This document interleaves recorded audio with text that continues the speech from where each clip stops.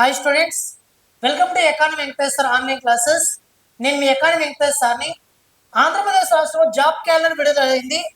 దీంట్లో ఏఎస్ఓ అనేది ఒకటి ఉంది, అసిస్టెంట్ స్టాటిస్టికల్ ఆఫీసర్ అని చెప్పి ఒకటి ఉంది.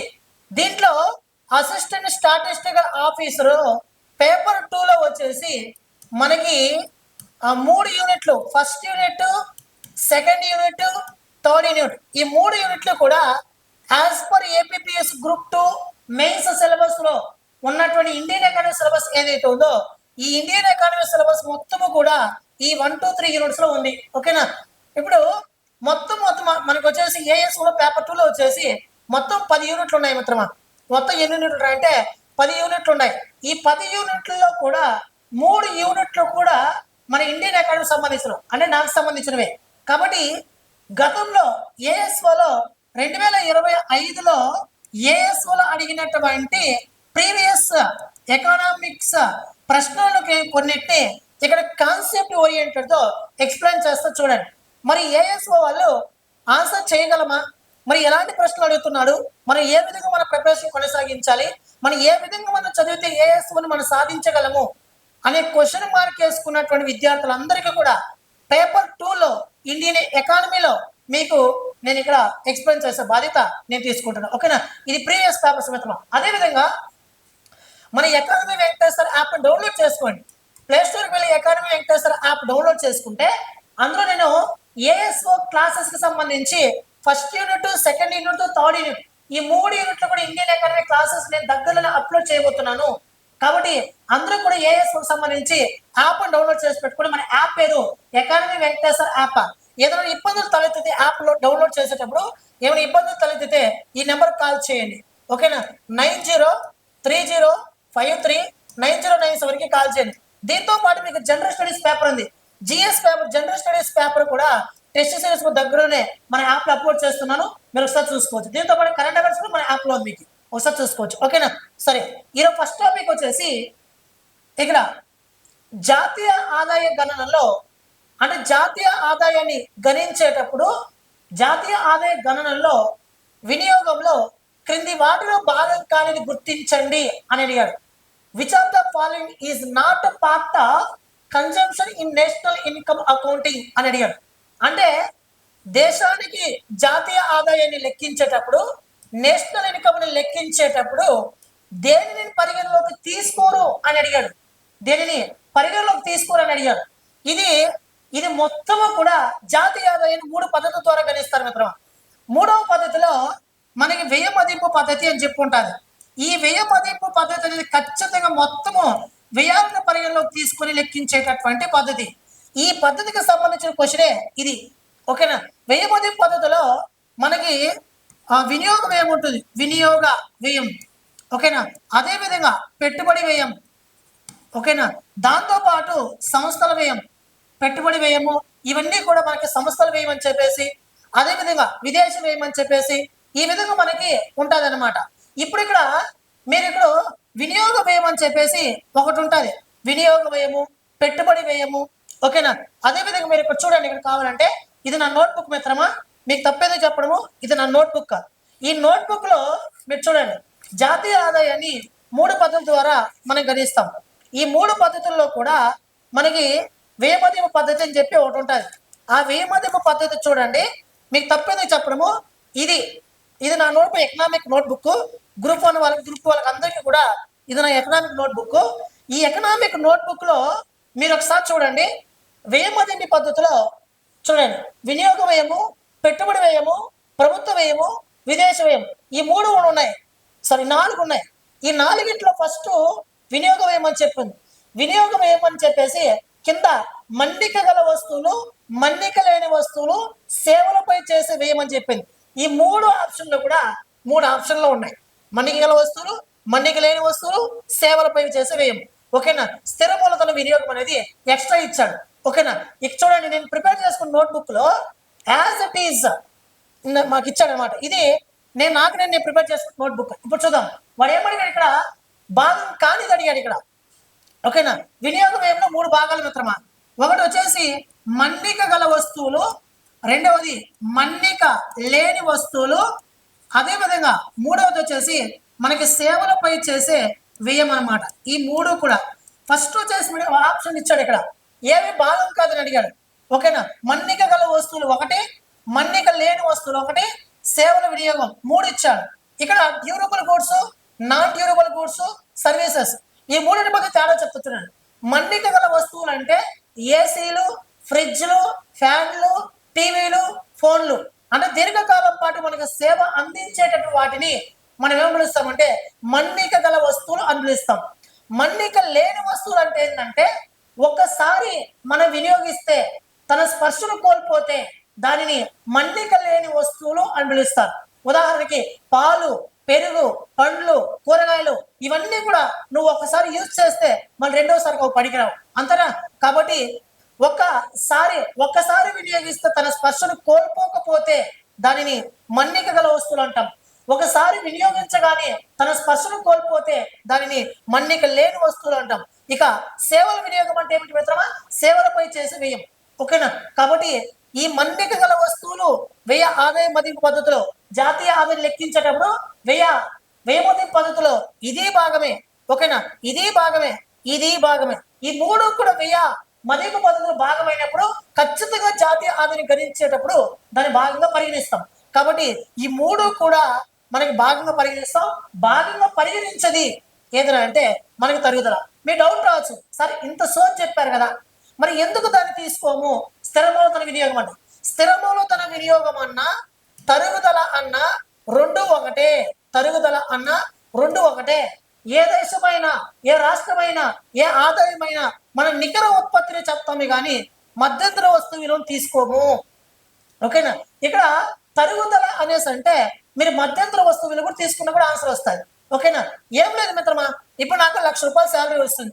1,00,000 రూపాయలు శాలరీ వస్తుంటే దీంట్లో నాకు పిఎఫ్ కటింగ్స్ అంట, మరి ఇన్సూరెన్స్ కటింగ్స్ అంట, ఇవన్నీ పోను నాకు 70,000 రూపాయలు నెట్గా వస్తుంది మిత్రమా. నెట్గా నాకు 70,000 రూపాయలు వస్తుంది అంటే నా శాలరీ 1,00,000 రూపాయలు, నాకు చేతికి వచ్చింది మొత్తం 70,000. ఇక్కడ మధ్యలో నాకు దేనికి ఖర్చు పోయాయి మిత్రమా? ఇన్సూరెన్స్ అని చెప్పేసి ఈఎస్ఐ అని చెప్పేసి లేదా పిఎఫ్ అని చెప్పి ఇక్కడ కట్ చేసుకున్నారు కదా. ఆ అమౌంట్ ఏదైతే ఉందో ఆ అమౌంట్ ని మనం ఇక్కడ తరుగుదలలో భాగంగా ఇప్పుడు జాతీయ ఆదాయం లెక్కించేటప్పుడు నువ్వు గ్రాస్ వాల్యూ లెక్కిస్తావా, నెట్ వాల్యూ లెక్కిస్తావా? నెట్ వాల్యూ లెక్కించాలి. నికర ఉత్పత్తిని మాత్రమే తీసుకోవాలి. ఓకేనా, ఎటువంటి పరిస్థితుల్లో మొత్తం ఉత్పత్తిని తీసుకోకూడదు.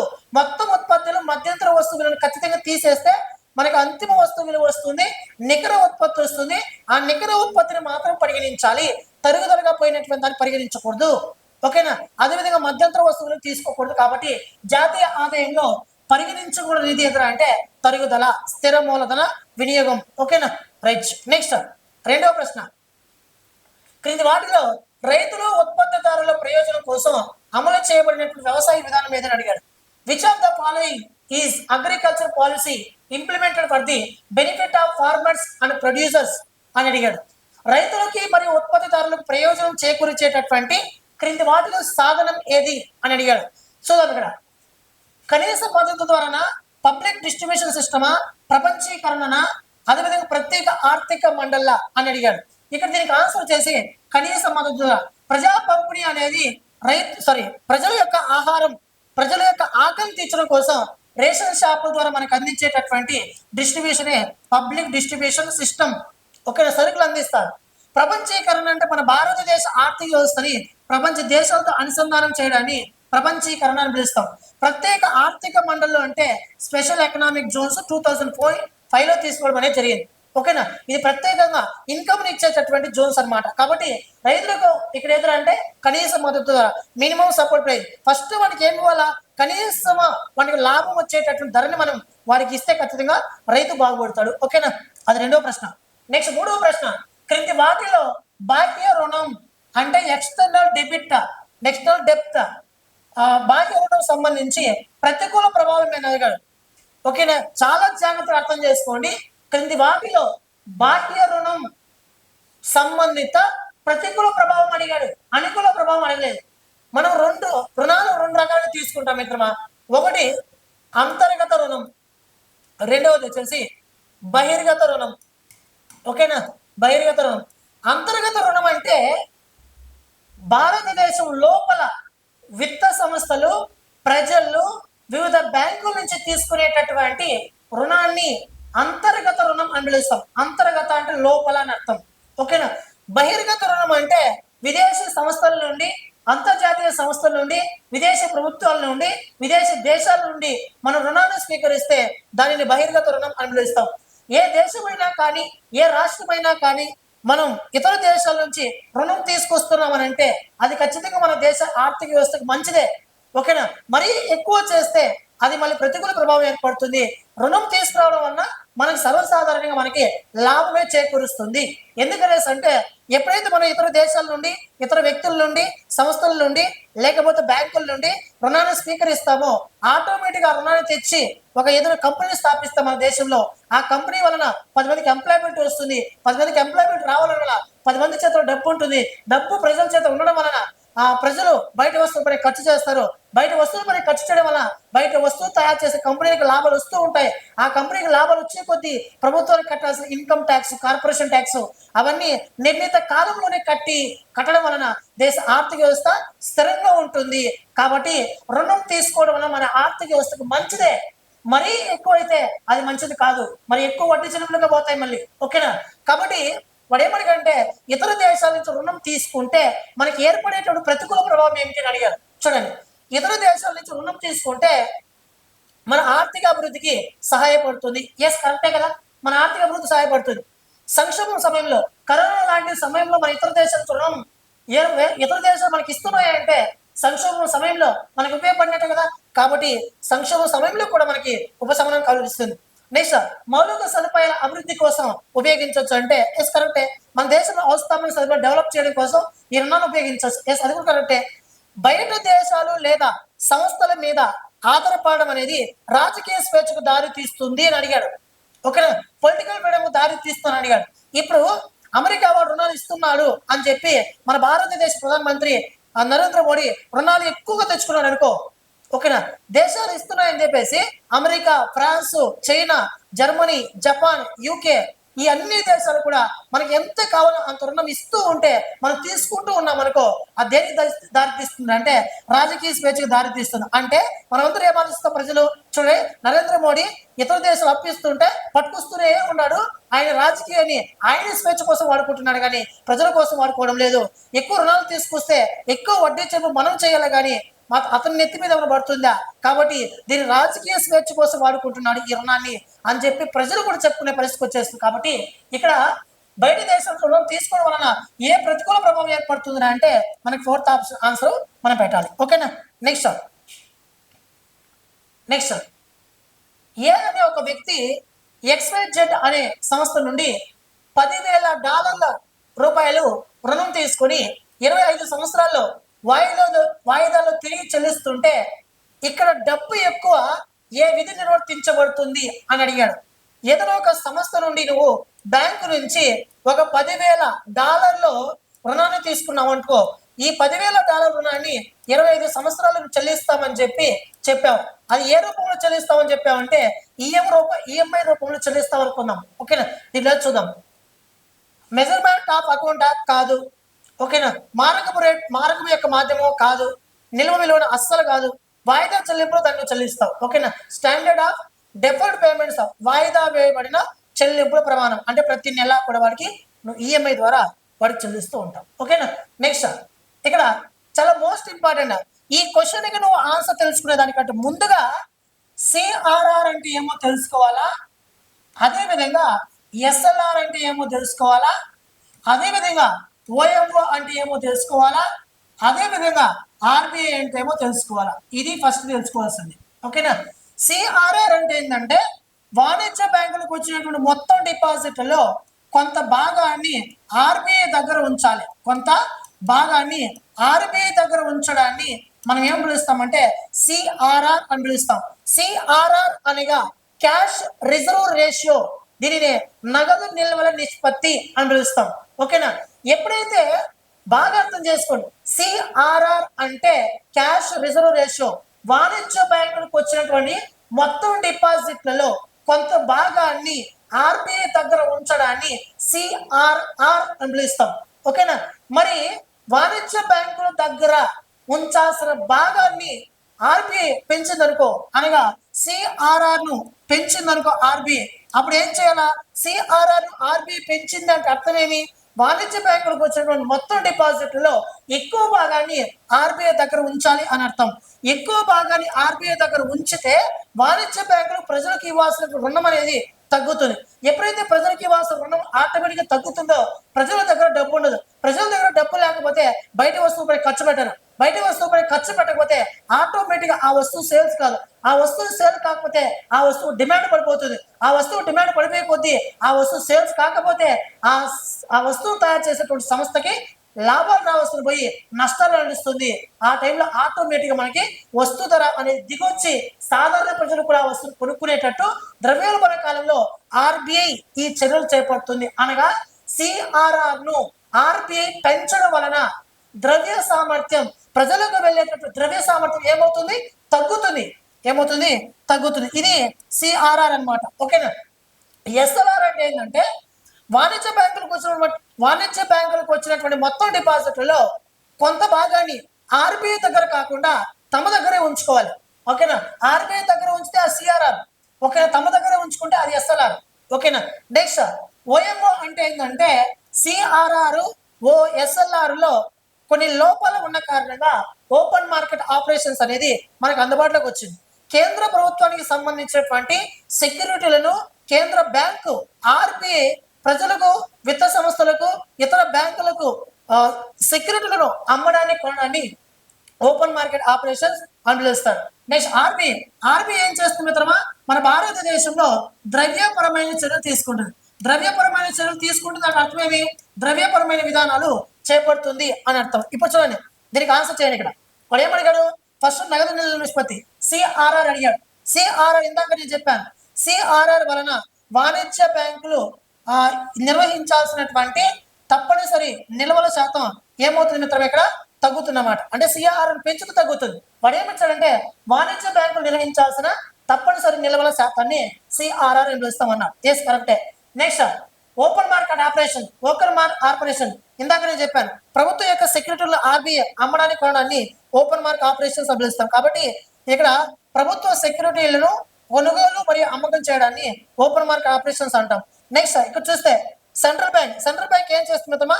ఒక దేశం యొక్క ద్రవ్య విధానాన్ని మనం నిర్వర్తిస్తుంది. కాబట్టి ఒక దేశపు ద్రవ్య విధానాన్ని నిర్వహిస్తుంది. నెక్స్ట్ విస్తరణ ద్రవ్య విధానం అంటే చూడండి, ఆర్థిక వ్యవస్థలో ద్రవ్య సరఫరా అనేది పెరుగుతుంది. విస్తరణ అంటే ఏమి? పెరగడం. కాబట్టి ఆర్థిక వ్యవస్థలో ద్రవ్య సరఫరా ఏమవుతుంది? ఆటోమేటిక్ గా పెరుగుతుంది అనమాట. కాబట్టి ఆన్సర్ ఏమొస్తుంది మిత్రమా? ఒకటో దానికి 2 రావాలా? ఒకటో దానికి 2 అంటే ఇక్కడ ఒకటో దానికి 2 ఇక్కడ ఉంది, ఇక్కడ ఉంది. కాబట్టి ఈ 2 ఆప్షన్ ఎలిమినేట్ చేయాలి. నెక్స్ట్ మూడో దానికి వచ్చేసి 1 ఉండాలా? మూడో దానికి 1, రెండో దానికి 2, మూడో దానికి 1. ఎక్కడ? ఎస్, ఇది answer. A2 B3 C1 D4 answer. ఓకేనే, ఇది. నెక్స్ట్ లాస్ట్ని ఒకసారి చూద్దాం. ఇక్కడ భారతదేశంలోని ప్రజల సంక్షేమం కోసం ప్రజా పంపిణీ వ్యవస్థ అనే కార్యక్రమం అమలు చేయబడుతుంది. అయితే క్రింది వాటిలో పీడిఎస్ అనేది ముఖ్య లక్ష్యం ఏమిటి అని అడిగాడు. ఓకేనా? ముఖ్య లక్ష్యం ఏమిటి అని అడిగాడు. మీరు ఇక్కడ చూసినట్లయితే మనకి అవకాశాలు, నిరుద్యోగులకు ఉపాధి అవకాశాలు కల్పిస్తామా? ఎస్, కాదు. ఇందాక నేను చెప్పాను. పబ్లిక్ డిస్ట్రిబ్యూషన్ అంటే ఏమిటమ్మా? రేషన్ షాపుల ద్వారా బియ్యాన్ని పేదవారికి అందించడము, తద్వారా ఆకలి తీర్చడం. ఓకేనా? చూడండి, పేదవారికి ఆహారాన్ని అందించడం. ఎస్, ఇక్కడే ఉంది ఆన్సర్. మిగతా అవన్నీ మనకు పనిలా. అసమానత తగ్గించడం తప్పు, జనాభా వృద్ధి నియంత్రించడం తప్పు. కాబట్టి ఆన్సర్ 2 అనమాట. ఓకేనా? నెక్స్ట్ ఇక్కడ చూస్తే మనం ఇందాక నేను చెప్పాను, సిఆర్ఆర్ ఆర్బీఐ పెంచడం వలన ఏమవుతుంది? ఇక్కడ చూస్తే ప్రకటన ఇచ్చాడు మిత్రమా, తీర్మానాలు ఇచ్చాడు. ఇక్కడ చూస్తే ఆర్థిక వ్యవస్థలో అదనపు ద్రవ్యత్వాన్ని తగ్గించడం కోసం reserve bank of India CRR ను ఏం చేసింది? ఇక్కడ పెంచింది. పెంచితే ఏమవుతుందని అడిగాడు. ఇందాక నేను చెప్పాను, ఆర్బీఐ సిఆర్ఆర్ ని పెంచితే ఏమవుతుంది? ఆటోమేటిక్ గా వాణిజ్య బ్యాంకులు ఇచ్చే రుణం అనేది ఏమవుతుంది? తగ్గుతుంది. కాబట్టి సిఆర్ఆర్ పెరుగుదల అనేది వాణిజ్య బ్యాంకులు రుణ సామర్థ్యం తగ్గడానికి దారి తీస్తుంది. ఇక్కడే ఉంది ఆన్సర్. కాబట్టి ఇది ఆన్సర్ కరెక్ట్. సిఆర్ఆర్ పెరుగుదల అనేది ఆర్థిక వ్యవస్థలో అధిక ద్రవ్య సరఫరాకు దారి తీస్తుంది. Yes, correct. తప్పిది. అధిక ద్రవ్య సప్లై దారి తీయదు, తగ్గిస్తుంది. అసలు రుణ సామర్థ్యం అనేది ఉండదు. వాణిజ్య బ్యాంకు. కాబట్టి ఆప్షన్ 1 కరెక్ట్. కాబట్టి తీర్మానం 1 ఒకటి మాత్రమే అనుసరిస్తుంది, మిగతావన్నీ కూడా మనకు ఆప్షన్ తప్పనమాట. ఓకే, ఇది కాన్సెప్ట్. చూడండి కాన్సెప్ట్, ఇవన్నీ కూడా మనకి Indian economy classes group 2 upload చేస్తున్నా. వాటిని నేను మరికొన్ని వీడియోస్ అప్లోడ్ చేసి మీకు మొదటి 3 యూనిట్లు మాత్రమే ఏఎస్ వరకు నేను అందిస్తాను, దానికి మించి నేను అందించను. ఎందుకంటే మీతో మొత్తం స్టాటిస్టిక్స్ నా సమస్య సభ్యులు కాదు. నెక్స్ట్ ఇక్కడ చూడండి, కనిపించిన నిరుద్యోగం ఎక్కడ ఉంటుందని అడిగాడు. కనిపించిన నిరుద్యోగం అంటే ప్రచ్ఛన్న నిరుద్యోగిత. ప్రచ్ఛన్న నిరుద్యోగిత ఎక్కువగా ఎక్కడ ఉంటుంది మన భారతదేశంలో అంటే వ్యవసాయ రంగంలో ఉంటుంది. ప్రచ్ఛన్న నిరుద్యోగిత అంటే పని చేయాల్సిన వారి కంటే ఇంకా ఎక్కువ మంది మనకి అందుబాటులో ఉంటే వారిని ప్రచ్ఛన్న నిరుద్యోగిత అంటాం. ఉదాహరణకి మనకి వరి కోయడానికి 100 మంది యువకులు అవసరం, ఉద్యోగులు అవసరం, కూలీలు అవసరం. కానీ మన దగ్గర 1000 మంది ఉన్నారు అనుకో, అంటే మనకి ఉపాధి కోసం అంటే మన పనికి అవసరమైన దానికంటే ఇంకా ఎక్కువ మనకు అందుబాటులో ఉన్నారు. ఈ వీళ్ళని ఏమని పిలుస్తామంటే మనం ప్రచ్ఛన్న నిరుద్యోగిత అని పిలుస్తాం. ప్రచ్ఛన్న నిరుద్యోగిత భారతదేశంలో ఏ రంగంలో కనిపిస్తుంది అంటే వ్యవసాయ రంగంలో ఎక్కువగా కనిపిస్తుంది. ఓకేనా, చూడండి, కనిపించిన నిరుద్యోగం వ్యవసాయంలో అవసరమైన దానికంటే ఎక్కువ మంది పనిచేస్తున్నారు అనేది మనకి ఫస్ట్ ఆప్షన్ కి ఆన్సర్. నెక్స్ట్ ఇక్కడ చూస్తే మూడోది చూద్దాం, ఇది నేను చెప్తా. అనధికారిక రంగం అన్నారు మిత్రమా. అనధికారిక అంటే ఏమి? Unorganised sector, informal sector. Informal sector అంటే ఏమిటి మిత్రమా? చూడండి ఇక్కడ మనకి ఇక్కడ సరే వలస చూద్దాం. వలస చూస్తే వలస అంటే ఏమి? ఒక ప్రాంతం నుంచి మరొక ప్రాంతానికి వెళ్ళడం, పని కోసం ఒక ప్రదేశం నుండి మరొక ప్రదేశానికి కార్మికులు తరలించడాన్ని ఏం పిలుస్తామంటే వలస అని పిలుస్తాం. కాబట్టి 1కి 2 ఉండాలా, డికి 3 ఉండాలా. 1కి 2 ఉండాలా, ఆ డికి 3 ఉండాలా. 1కి 2, 1కి 2, డికి 3, 7 ఉంది. ఓకేనా. నెక్స్ట్, భారతదేశంలో అత్యధిక శాతం శ్రామిక శక్తి ఏ రంగంలో ఇక్కడే ఉపాధి పొందుతుంది? ఎక్కడ అంటే ప్రాథమిక రంగంలో ఉపాధి పొందుతుంది. కావాలంటే చూడండి, మీకు డౌట్గా ఉంటే చూడండి ఇక్కడ ఫస్ట్ది వ్యవసాయం, రెండవది వచ్చేసి అటవీ సంపద, మూడవది వచ్చేసి మత్స్య సంపద, నాలుగవది వచ్చేసి కోళ్ళ పరిశ్రమ. రాసుకోవచ్చు, ఇబ్బంది ఏమి లేదు. అయితే ఈ మూడింటిని వ్యవసాయ అనుబంధ రంగాలు పిలుస్తాం. వ్యవసాయ అనుబంధ రంగాలు అంటే 1+2+3. ఓకేనా. నాలుగవది వచ్చేసి గనుల త్రవ్వకం మిత్రమా, గనుల త్రవ్వకం. ఈ 4 కూడా మీరు గుర్తుపెట్టుకోవాలా. ఓకేనా. 1+2+3 ఏమో మనం వ్యవసాయ అనుబంధ రంగాలు అన్నాం. ఈ వ్యవసాయ అనుబంధ రంగాలకి గనుల త్రవ్వకాన్ని కలిపితే మనకి ఏమొస్తుందిరా అంటే ప్రాథమిక రంగం వస్తుంది. ఏమొస్తుంది మిత్రమా? ప్రాథమిక రంగం వస్తుంది. అంటే చూడండి, ప్రాథమిక రంగం ఈక్వల్ టు వ్యవసాయ అనుబంధ రంగాలు ప్లస్ గనుల త్రవ్వకం. రాసుకోవచ్చా? లేదా దీని మరొక రంగం రాయొచ్చు. ప్రాథమిక రంగం ఈక్వల్ టు 1+2+3+4 రాయొచ్చా? ఎందుకంటే 1+2+3 4, ఈ 4 కదా ప్రాథమిక రంగం. కాబట్టి ఎక్కువ మంది మన భారతదేశంలో శ్రామిక శక్తి అంటే ఎక్కువ మంది లేబర్స్ ఎక్కడ పనిచేస్తున్నారు అంటే వ్యవసాయము, అటవీ సంపద, మత్స్య సంపద, గనుల త్రవ్వకం, వీటిలోనే అంటే ఈ ప్రాథమిక రంగంలోనే ఎక్కువ మంది పనిచేస్తున్నారు. కాబట్టి మనకు ఆన్సర్ ఇదనమాట. ఓకేనా. కాబట్టి ప్రాథమిక రంగం, కాబట్టి బికి 1 అనమాట. వచ్చిందా? సికి 4. ఇంకా అనధికార రంగం. అనధికార రంగం అంటే ఏమి? ఉద్యోగ భద్రతలు లేకపోవడము మరియు నియంత్రణ లేని పని. అంతే కదా. మేము గవర్నమెంట్ జాబ్ వేరు, ప్రైవేట్ జాబ్ వేరు. గవర్నమెంట్ జాబ్ అంటే సెక్యూరిటీ ఉంటుంది, ప్రైవేట్ జాబ్ అంటే సెక్యూరిటీ ఉండదు. అదేవిధంగా ఆర్గనైజర్ సెక్టర్, అన్ఆర్గనైజర్ సెక్టర్. మనకి ఆర్గనైజర్ సెక్టర్లో సెక్యూరిటీ ఎక్కువ ఉంటుంది, అన్ఆర్గనైజర్ సెక్టర్లో సెక్యూరిటీ ఎక్కువ ఉండదు. నెక్స్ట్ ఇక్కడ చూస్తే జాతీయ ఆదాయ గణన యొక్క ఆదాయ పద్ధతిలో భారతదేశ జాతీయ ఆదాయాన్ని లెక్కించేటప్పుడు క్రింది వాటిని చేర్చబడినది ఏది అని అడిగాడు. ఇది కూడా ఆదాయ మదింపు పద్ధతికి సంబంధించినటువంటి అంశమే. ఇక్కడ చూస్తే మనకి చేర్చబడినటువంటి అంశం ఏదిరా అంటే ఇక్కడ చూస్తే మిత్రమా ఈ క్వశ్చన్ పక్కన పెట్టండి. ఎందుకనేసి అంటే ఇది కాన్సెప్ట్తో కూడుకున్నటువంటి అంశం. ఇక్కడ చూడండి, ఇక్కడ ఆదాయ మదింపు పద్ధతిలో నేను ఈ క్వశ్చన్ ఎక్స్ప్లెయిన్ చేయడం లేదు, జస్ట్ నేను చెప్పి పక్కన పెడుతున్నా. ఎందుకంటే ఇది చాలా ప్రాసెస్ ఉంది, వీడియో లెంత్ అవుతాను మళ్ళీ. ఓకేనా. చూడండి, కాంపెన్సేషన్ ఆఫ్ ఎంప్లాయీస్ ఆప్షన్లో ఉందా? ఆపరేటింగ్ సర్ప్లస్ ఇక్కడ దీని ఆప్షన్ లేదు. మిక్స్డ్ ఇన్కమ్ ఇక్కడ ఏడా ఆప్షన్ లేదు. ఇక్కడ భారతీయ సంబంధించి ఇక్కడ వడ్డీ, కార్పొరేట్ల లాభం, ఈ ఆదాయ మదింపు పద్ధతి సంబంధించినటువంటి ఈ డయాగ్రామ్ ద్వారా ఈ బిట్ ఇచ్చాడు. నేను దీని క్లారిటీగా మళ్ళీ మీకు షార్ట్ వీడియోలో కావాలంటే నేను అందజేస్తాను. మరి వీడియో లెంత్ అవుతుంది కాబట్టి నేను కొన్ని ఫాలో అవ్వాలి కాబట్టి చెప్తాను ఖచ్చితంగా కాన్సెప్ట్ క్వశ్చన్. ఇక నెక్స్ట్ ఇక్కడ చూస్తే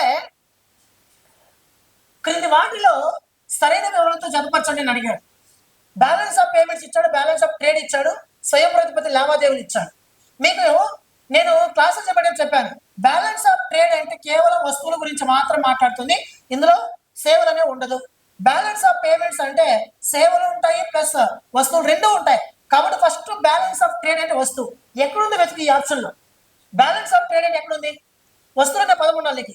ఇక్కడ ఎక్కడ కానీ వస్తువు అనే పదం ఇక్కడ తప్ప నీకు ఎక్కడ లేదు మిత్రమా. ఓకేనా? కాబట్టి బ్యాలెన్స్ ఆఫ్ ట్రేడ్ అనేది ఇది ఆన్సర్. కాబట్టి బి 2కి ఏ ఎక్కడ ఉంది మిత్రమా? 2కి ఏ ఇక్కడ ఉంది, ఇక్కడ ఉంది, రెండు మూడు లేదు. కాబట్టి ఈ ఆప్షన్ తప్పుడు, ఈ రెండు ఆన్సర్ ఉండాలి. నెక్స్ట్ బ్యాలెన్స్ ఆఫ్ పేమెంట్స్ అంటే ప్రపంచంలోని మిగిలిన దేశాలతో ఆర్థిక వ్యవస్థలోని ఆర్థిక లావాదేవీలను సంగ్రహిస్తుంది. అంటే బ్యాలెన్స్ ఆఫ్ పేమెంట్స్ అంటే అసలు అర్థమే మిత్రమా. బ్యాలెన్స్ ఆఫ్ పేమెంట్స్ అంటే ఎగుమతుల విలువ దిగుమతుల విలువ నమోదు చేసే పట్టికని బ్యాలెన్స్ ఆఫ్ పేమెంట్స్ అంటాం. బ్యాలెన్స్ ఆఫ్ పేమెంట్స్ మిగిలి ఏర్పడితే మన భారతదేశం ఆదాయం సంపాదిస్తుందని అర్థం. బ్యాలెన్స్ ఆఫ్ పేమెంట్స్ లో మనకి లోటు ఏర్పడితే మన భారతదేశం సంపాదించిన ఆదాయం కంటే చేసే చెల్లింపులే ఎక్కువ ఉన్నాయని అర్థం. బ్యాలెన్స్ ఆఫ్ పేమెంట్స్ లోటు ఏర్పడితే మనం ఎక్కువగా దిగుమతి చేసుకుంటున్నాము అని అర్థం. బ్యాలెన్స్ ఆఫ్ పేమెంట్స్ లో నీకు మిగులు ఏర్పడితే మనం ఎక్కువగా వస్తువులు ఎగుమతి చేస్తున్నాం అని అర్థం. బ్యాలెన్స్ ఆఫ్ పేమెంట్స్ మనం మెయింటైన్ చేయడం వలన ప్రపంచంలో మన భారతదేశం ఎక్కడ ఉంది అని చెప్పి ఇతర దేశ ఆర్థిక వ్యవస్థలతో మనం ఏం చేయొచ్చు, మన లావాదేవీలని సరిపోల్చవచ్చు. కాబట్టి balance of payments big answer. ఓకేనా? ఇంకా మీరు చూడాల్సిన అవసరం లేదు. 3కి వచ్చేసి ఓకేనా? కాబట్టి ఆన్సర్ 1కి బి, 2కి ఏ, 3కి సి. కాబట్టి 3 ఆన్సర్. ఓకేనా? చివరి టాపిక్ మిత్రమా చూద్దాం. ఇక్కడ బ్యాలెన్స్ ఆఫ్ పేమెంట్స్ యొక్క క్రెడిట్ వైపు, క్రెడిట్ అంటే అర్థమే మిత్రమా. క్రెడిట్ వైపు క్రింది వాటిలో ఏది నమోదు చేయబడుతుందని అడిగా. క్రెడిట్ అంటే ఏంటంటే మనకు ఇన్కమ్ వచ్చేది. క్రెడిట్ అంటే మనకి ఇన్కమ్, అంతే కదా. మన ఇన్కమ్ వస్తుంది అనే అర్థమేమి? మన దేశం నుంచి ఎగుమతులు ఎక్కువ అవుతున్నాయి అని అర్థం, అంతే కదా. ఎక్స్పోర్ట్స్ ఎక్కువ అవుతున్నాడు. ఇక్కడ మీరు 2 ఆప్షన్ గుర్తుపెట్టుకోవాలి. ఒకటి ఇన్ఫ్లో, ఓకేనా, ఇన్ఫ్లో.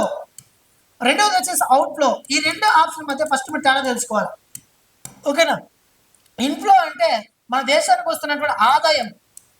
ఓకేనా? అవుట్ఫ్లో అంటే మన దేశం నుండి వెళ్ళిపోతున్న మన ఆదాయం అంటే చెల్లింపులు అనమాట. కాబట్టి ఇక్కడ వాడు ఏమడిగాడు అంటే బ్యాలెన్స్ ఆఫ్ పేమెంట్స్ లో క్రెడిట్ వైపు అంటే ఏమి, మన ఎగుమతుల వైపు అంటే అర్థం ఏంటంటే మన దేశానికి ఇన్కమ్ వస్తుంది అని అర్థం. ఓకేనా? కాబట్టి దీనికి ఆన్సర్ ఏంటంటే ఇంక ఏ ఆప్షన్ కూడా పట్టించుకోదు నువ్వు, ఇంట్లో ఆన్సర్. ఓకేనా?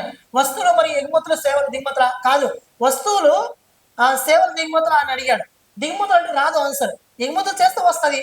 విదేశీయులకు యానిలేటర్ బదిలీలు కాదు, ఇది కూడా కాదు. మరి ఇన్ఫ్లో అంటే మనకు వచ్చే ఆదాయం, ఎస్ కరెక్ట్. అవుట్ఫ్లో అంటే మన దేశం నుంచి పోయే ఆదాయం. ఓకేనా? ఇది ఓకేనా? మీకు క్లాసెస్ అన్ని కూడా మన యాప్లోనే మీరు స్టార్ట్ చూసుకోవచ్చు. ఓకేనా? థ్యాంక్ యూ మిత్రులు, థ్యాంక్ యూ సో మచ్. ఏదైనా డౌట్ ఉంటే కామెంట్ బాక్స్ కామెంట్ చేయండి. థ్యాంక్ యూ మిత్రులు.